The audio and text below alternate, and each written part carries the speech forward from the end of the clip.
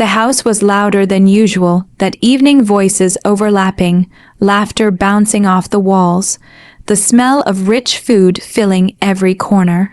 It was one of those family gatherings my mother loved to host, the kind where appearances mattered more than truth. I stood near the far end of the living room, half hidden beside the curtains, nursing a glass of juice I hadn't touched. Watching, listening, existing quietly like I always did. My mother thrived in the center of attention. She moved effortlessly between guests, smiling too brightly, laughing a little too loudly, telling stories that always painted her as the hero of every situation.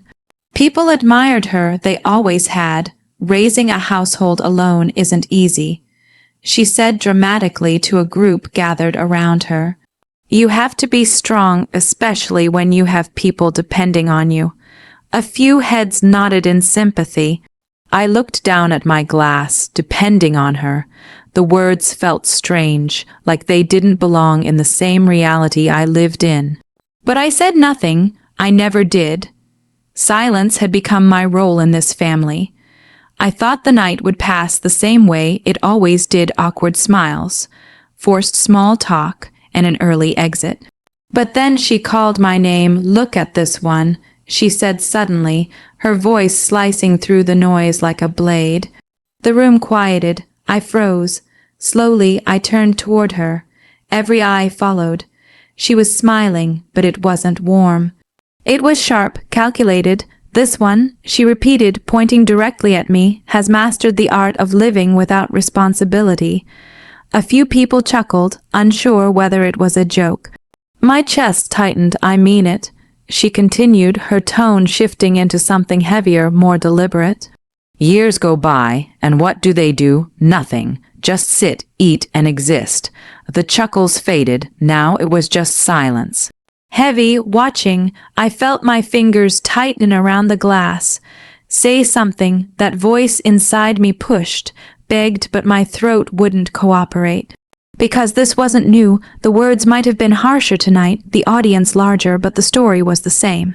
She had been telling it for years, just never this openly, never this publicly. A complete parasite, she added, shaking her head with a sigh that sounded almost disappointed. That word, it didn't just land. It settled, crawled under my skin, wrapped itself around every quiet sacrifice I had made. Parasite. The room shifted uncomfortably. My aunt avoided my eyes. A cousin stared at the floor. Someone cleared their throat. But no one spoke. No one asked questions, because when a mother says something like that, people believe her. I could feel their assumptions forming in real time: lazy, ungrateful, worthless. It would have been easy to defend myself. I could have told them about the bills, the transfers, the nights I stayed up calculating expenses while she slept peacefully, unaware, or maybe just unconcerned. I could have shattered the illusion in seconds, but I didn't. Instead, I forced a small, tight smile. "Excuse me," I murmured, though no one had asked anything, and I walked away. Not fast, not dramatic, just quietly, because if I stayed I would break. And I refused to give her that satisfaction. The hallway felt colder, emptier. I leaned against the wall, finally letting out a breath I didn't realize I had been holding. My chest ached, not from anger, but from something deeper. Disappointment, not in her, that had settled long ago, but in myself for allowing it to continue, for staying silent, for letting her version of me become the only version anyone ever saw. From the living room, I could still hear her voice, lighter now, as if nothing had happened, as if she hadn't just stripped me of dignity in front of everyone. And maybe, to her, she hadn't. Maybe she truly believed it. That thought hurt more than anything else. I closed my eyes. Parasite. The word echoed again, but this time it didn't just sting. It awakened something, because for the first time in years I didn't just feel hurt. I felt done. The word didn't leave me. Parasite, it followed me home that night, lingered in the silence of my room, and sat with me long after the noise of the gathering had faded. I didn't turn on the lights. I didn't need to. I knew every corner of that room, the same room I had grown up in, the same room I had never truly left, even as I quietly became the one holding everything together. I dropped my bag on the chair and sat at the edge of the bed, staring at nothing. Then slowly, I reached for my phone. One tap, two, my banking app opened, glowing softly in the dark. Transaction history, it was all there. Not opinions, not accusations, facts. I scrolled. Electric bill, paid. Water bill, paid. Groceries, paid. Mortgage contribution, paid month after month, year after year. At first, I used to keep track carefully, telling myself it was temporary. Just until things got better. Just until she stabilized. She never did. Instead, she adapted. She got comfortable. And somewhere along the way, she rewrote the story. I remembered the first time I sent her money. It wasn't much. Just enough to cover a shortfall she mentioned casually over dinner. I'll handle it, I had said. She looked surprised. Then relieved. Thank you, she told me softly. Back then, she used to say thank you. Back then, it meant something. The next time came easier. Then the time after that. Eventually, she stopped asking. She would just mention a bill, a problem, an expense, and I would fill the gap before it became a crisis. Not because I had to, but because I thought that's what family did. Support each other, quietly, without keeping score. But she kept score, just not the way I expected. To everyone outside, she was the provider, the strong, independent woman who carried the weight of the household alone.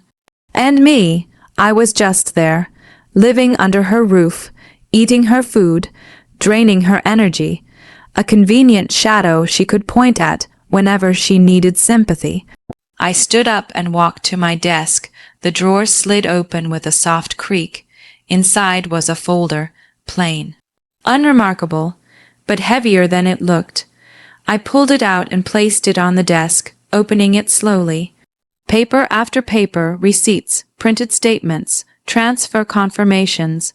I hadn't started collecting them out of anger. At first it was just habit, organization, a way to keep things in order, but over time it became something else. Proof, not for others, for myself. Because even I had started to question things sometimes. Had I exaggerated my role? Had I imagined the weight I carried? Was I really contributing as much as I thought? The folder answered every doubt. Cold, clear, unarguable. I picked up one of the statements, a large transfer. The date stood out. It was from last year.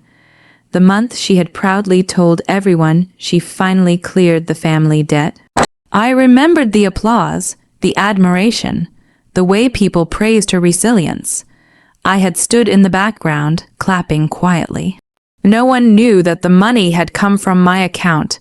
No one asked, and I didn't tell, because I didn't need recognition. I just didn't expect erasure. I sat back down, the folder still open in front of me. The anger didn't come all at once. It built slowly, layer by layer, memory by memory, every dismissed effort, every twisted narrative. Every moment I chose silence over truth, until now. What hurt the most wasn't the insult. It was the realization that she had been comfortable saying it. Confident, as if there was no risk of being contradicted, as if I would never speak, and maybe that had been true. Until tonight, I closed the folder gently. The sound echoed in the quiet room like a decision being sealed. For years I had protected her image, maintained her version of reality, absorbed the weight so she wouldn't have to. But in doing so, I had allowed myself to disappear, to become exactly what she called me, invisible. Disposable, a parasite in everyone else's eyes. I stood up, holding the folder firmly now. Something had shifted. Not loudly, not dramatically, but permanently, because the truth was no longer just something I carried quietly.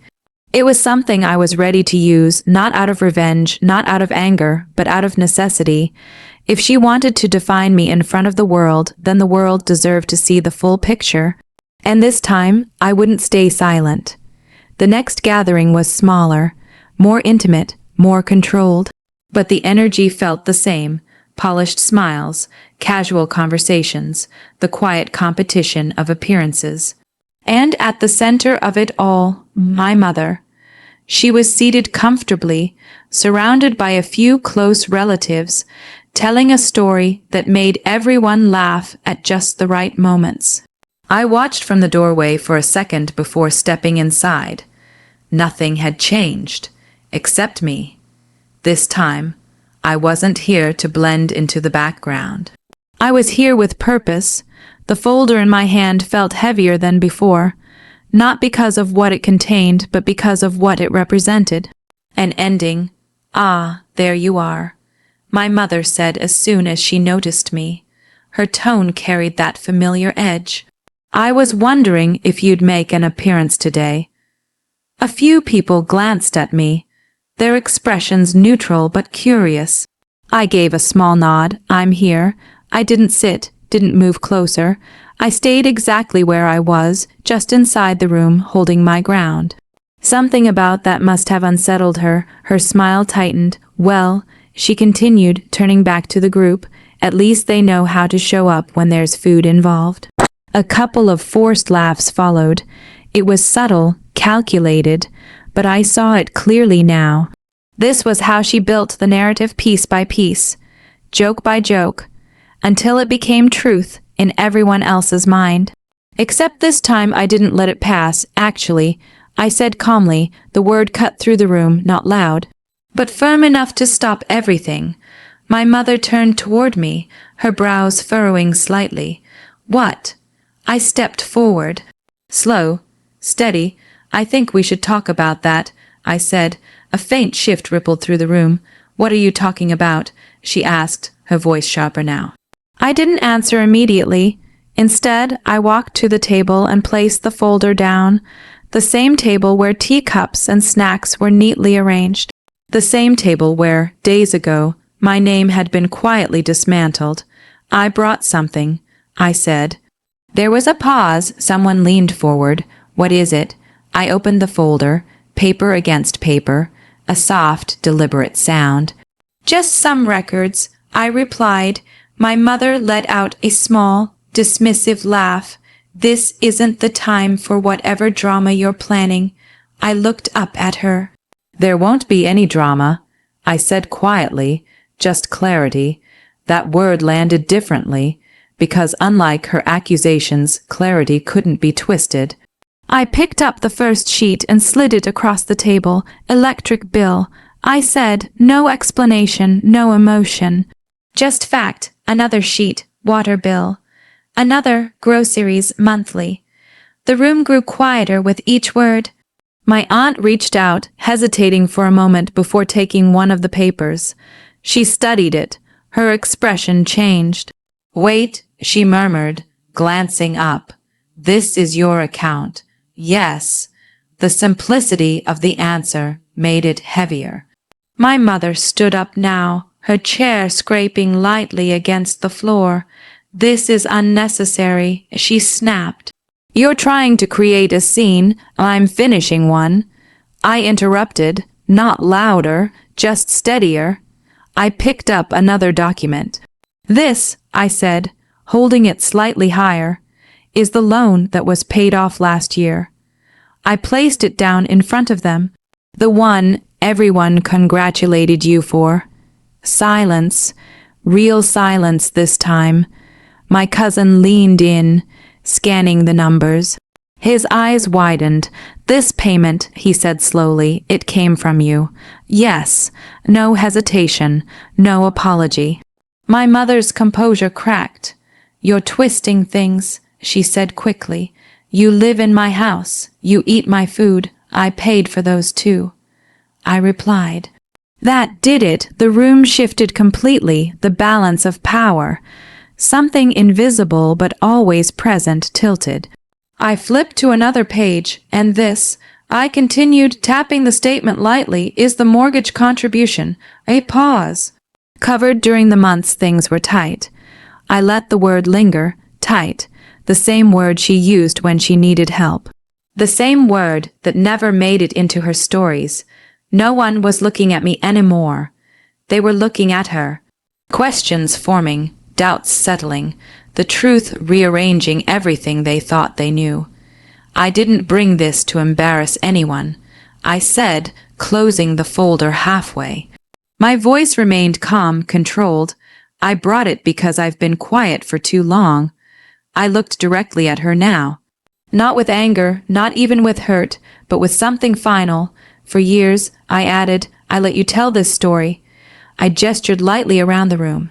And I let them believe it, a small pause, but not anymore.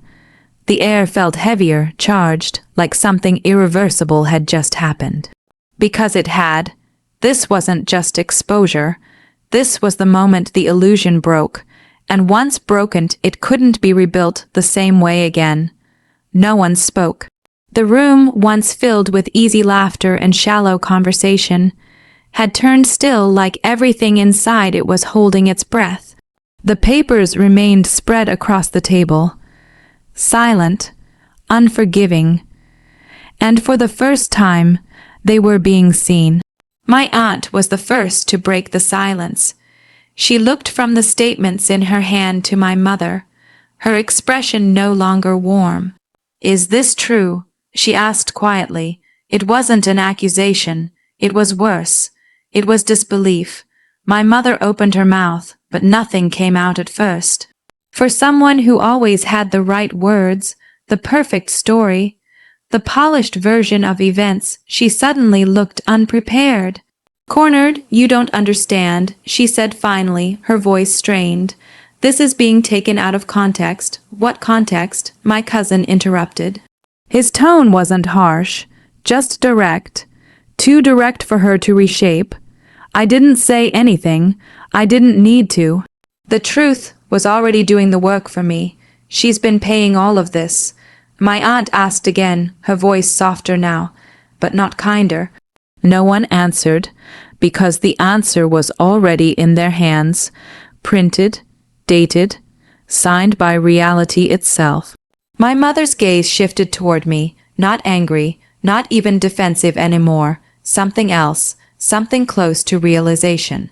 Or maybe exposure. You could have talked to me, she said, almost quietly, that almost made me laugh. Talk, after years of being spoken over, spoken for, spoken about. After being reduced to a single word in front of everyone. No, talking had never been the issue. Listening had. I tried. I replied simply. It wasn't dramatic. It didn't need to be, because we both knew it was true.